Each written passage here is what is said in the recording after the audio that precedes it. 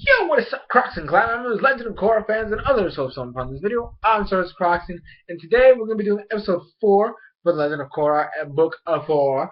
Wait, is it episode 4 or episode 5? I can't even remember right now. No, episode 5 for Book 4. I'm out of it. This is starting to get really intense. Like, legit, this...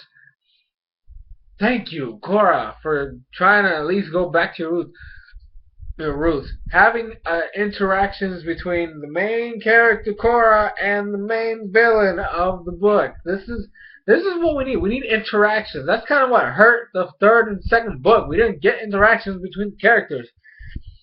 But now we're actually getting some clashes beforehand, and the mentalities are clashing. And oh my gosh, this is intense. Oh, anyways, so Kuvira. No, we're dealing. Gosh damn you, Kuvira. She's like, you know what? I'm gonna take over Zaofu, right? So she's like, she's going over there on the train, and like she brought her whole army, right? Because she knows that Suyin is not gonna be like, yeah, sure, go ahead, take my land that I completely made, a city I completely built from the ground up, literally. So. You know, she knows that it's going to be a tough job to get Zaofu to join her empire of dictatorship that she's trying to go with. And she's like, you know what? I'm gonna bring my whole army, and I'm gonna have Bolin try to have some, talk some sense into her. Now, there are some funny moments with Varric. I honestly didn't expect. Varric was one of those characters that I've always seen as like a buffoon, right? But he's always been like this antagonistic character, where he's like he's always looking out for himself, right? He only thinks of himself. Anything he does is to benefit himself, right? So that's the kind of character we've seen him as. Now, there was an issue with that thing that they were working with, with the spirit vines. How they're supposed to be making energy with it, and then eventually some type of weapon. The thing is destructive as hell. It's basically well, I mean, it's kind of, I don't even know how long that thing is, but it's a very long strand of just pure energy, pure spirit energy on top of that. So it's very dangerous and very deadly. When he tries the experiment the first time, it malfunctions, and the thing fires off a huge beam of spirit energy through the back of the train.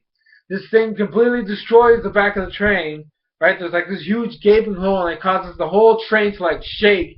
It actually literally the energy that the thing blasted out caused the train, the cart they were in, to kind of like get like a boost, just a sudden boost of energy to where the thing basically bumped into the other carts, causing the train to go do the whole wave thing.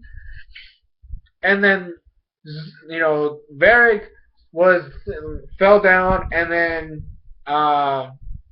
Julie actually almost fell from the train. Varric actually had to save her. And then Kuvira comes in and is like, were we attacked? Like, no, this thing freaking blew up. Like, I'm sorry, but we gotta shut this down. We can't deal with this. And then basically Kuvira was like, no, you're gonna make us a weapon using this power. You know what kind of destructive power this? And Varric's all like, but if it falls into the wrong hand, and then start questioning like, when do you care about that stuff? And he's like, I don't know. And I'm like, and then he's like, starts talking about how he starts feeling weird inside, and how he's concerned with others, and how there's this voice in his head that's like telling him the difference between right and wrong. And I'm like, oh my goodness, Varric grew a conscience. What the heck is this? It was the most shocking thing in the world. And then Kuvira threatens to kill him, and he's like, okay, just don't kill me. Work on whatever you say. Those voices in my head are nuts. I don't know what the heck they're doing. And I'm like, dang. Finally, he gets a conscience, and he gets threatened to be killed. And I was like, wow! And then Korra is on her way to Zaofu alongside, Milo, Jinora, and Iki. And this is the funniest thing, because Milo's like, yeah, we're gonna see Korra kick some you know, well, I mean, not, yeah, basically kick some ass. Let's just say that. And the thing is, Korra is like, you know what? I know Kuvira. Fighting in the past has only brought me troubles. I'm gonna try to reason with her. No, there's not gonna be a lot of butt kicking. And Mila's like, really? Are you kidding me? We went through all this nonsense to go save your ass just to see you go like avatar mode on these motherfuckers, and you're not even gonna do that? This was a complete waste of time. I'm like, Milo, chill the fuck down, okay? And then they're like going over there. They're going on the way, and then obviously Kuvira and them get there, and they're gonna use Bolin as, like I said, as a kind of like intermediate between both of them. Like he's supposed to be the one that calms everybody down and tries to get Suyin to fork over Zaofu. The problem is he couldn't even get a word in because Suyin saw through the bullshit right from the get-go and was like, really? You're going to get Bolin involved in this? We're never going to hand over Zaofu to you guys. And this whole ordeal, like literally, Bolin couldn't even get a word in. He honestly didn't even do it. He wasn't able to do his job. And then Kuvira is like, you have 24 hours to join us or we're going to come in and storm the place. And she's like, come at me, girl. Because I can't say bro because Kuvira's a girl. But anyways, it's kind of that mentality. It's basically come at me then.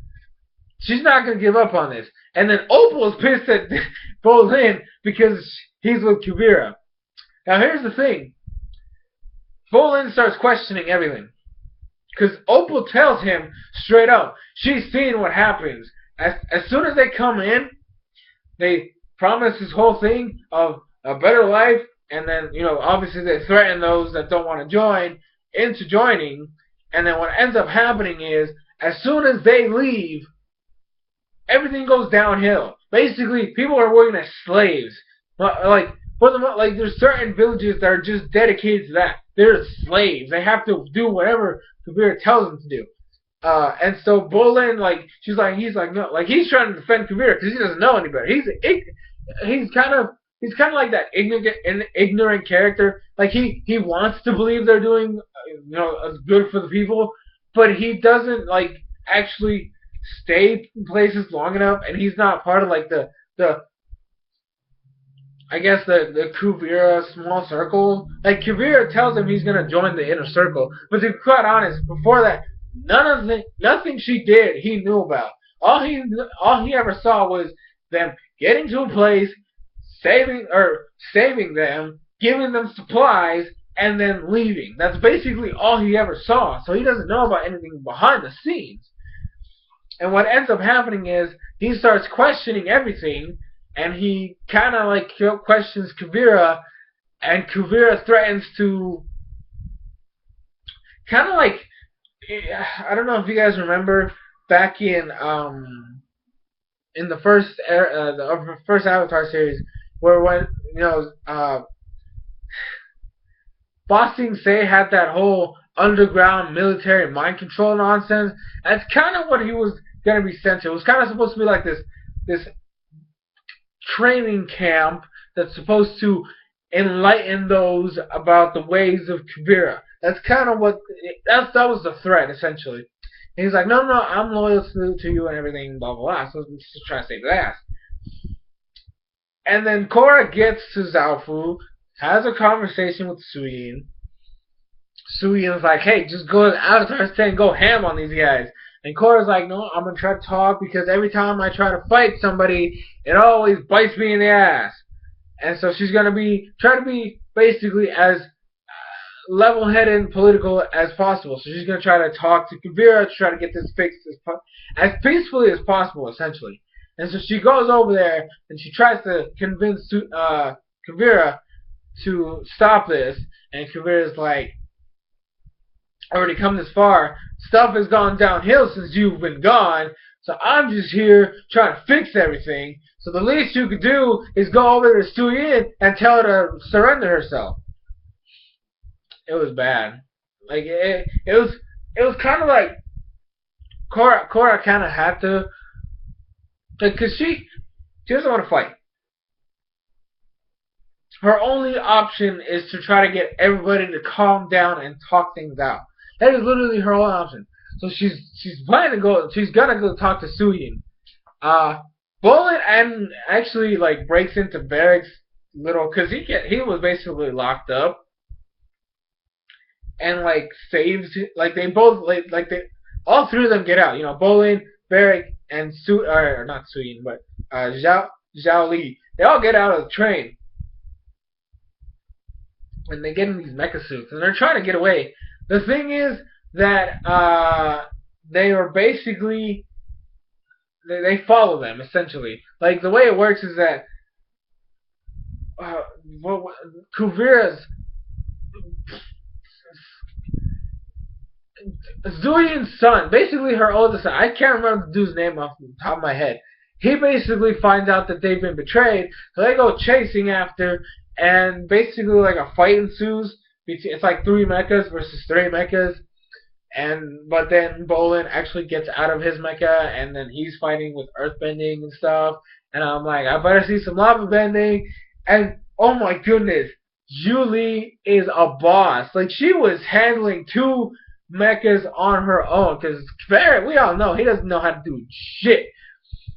But she was like, oh my goodness, some of the stuff she was doing, I was like, dang! Like, obviously she was the one that was doing all the, like, Barrett comes up with the design, but he doesn't do any manual labor. So technically speaking, I'm pretty sure Julie's the one that made the thing. So it was like, obviously she would know how to use it. Oh my goodness, that was ridiculous with how awesome she was. And then Bolin actually does lava bending to save Barrick and save her because it was like it was really bad. And then but then they get caught and then they basically get arrested and then Bolin is gonna be sent to that rehabilitation camp thingy Bob. You know, air quotes. Barrick's gonna be locked up because he has to finish working on the weapon, and then Julie actually changes sides.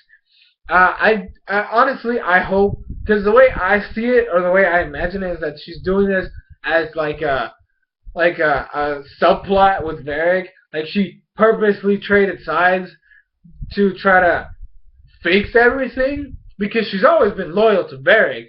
So really, I mean, she made valid points when she was turning sides, but I still see it as like a sub plan between her and Barrick. If it doesn't turn out like that, dang, Kuvira's she's got a hold on me, on people. But she switched sides, saying that she's tired of working for Barrick and how he doesn't appreciate her and how she does all this and all that, and he treats her like trash and this and that, and like she was sounding very convincing, and then like Barrick was doing the whole like, are you serious? But she's nuts and all this other stuff, trying to convince her to stay by his side and all this other stuff. But you know, she ends up basically turning, and then Korra is gonna go talk to Suyin, but she's gone because she and her two twins decided to leave and go attack Kuvira's army from the rear. And I'm like, dang, this thing got freaking crazy fast. But anyways, that is actually I'm really liking like book 4 has officially given me motivation to watch this because in all honesty, book 2 and book 3 were just, for me personally, were just so bad that I kind of was giving up on the series. But since the since the second episode, give or take, I have been so motivated with this season. So yeah, thank you guys so much for watching. This has been SoresanCrockxen with another Legend of Korra episode review, and I'll see you guys later today because I'm actually going to be uploading a video concerning auras. So thank you guys so much for watching. I'll see you guys in future videos.